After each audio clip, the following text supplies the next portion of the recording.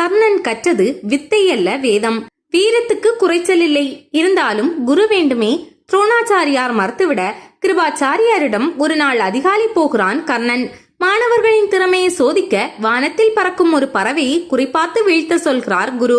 அர்ஜுனன் ஒரே அம்பில் பறவையை வீழ்த்திவிட்டு தேரேறி போய்விட்டான். இப்போது கர்ணனின் முறை. அம்பை நாணில் பூட்டியாயிற்று. ஒரு கணம் பறவையை வானில் குறிப்பாத்தவன் வில்லையும் அம்பையும் கீழே வைத்து விட்டான். மிக சிறந்த வில் வீரனான கர்ணன் அப்படி செய்தது குருவுக்கு அதிசயம். ஏன் வில்லையும் அம்பையும் கீழே வைத்து விட்டாய் கர்ணா என்று காரணம் கேட்கிறார். கர்ணன் மிகவும் பணிவுடன், குருவே, இது மிகவும் அதிகாலை நேரம்.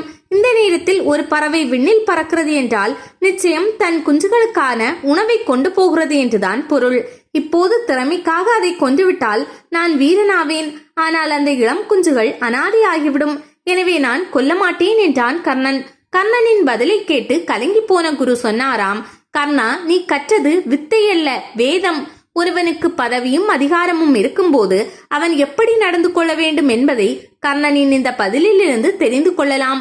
பணத்தாலும் பதவியாலும் அதிகாரத்தாலும் நீங்கள் பலமானவர்களாக இருக்கலாம். அந்த பலத்தை உன்னை நேசிப்பவர்களிடமோ அல்லது உன்னை விட பலம் குறைந்தவர்களிடமோ காட்டக்கூடாது. எவ்வளவு பெரிய நீதி! இன்றைய உலகிற்கு அவசியம் தேவையான ஒரு செய்தி. அதை கர்ணன் அன்றே தனது செயலின் மூலம் கூறியுள்ளான். இன்று நீ பலவானாக இருக்கலாம். நாளை என்னவாகும் என்பதை படைத்தவன் மட்டுமே அறிவான்.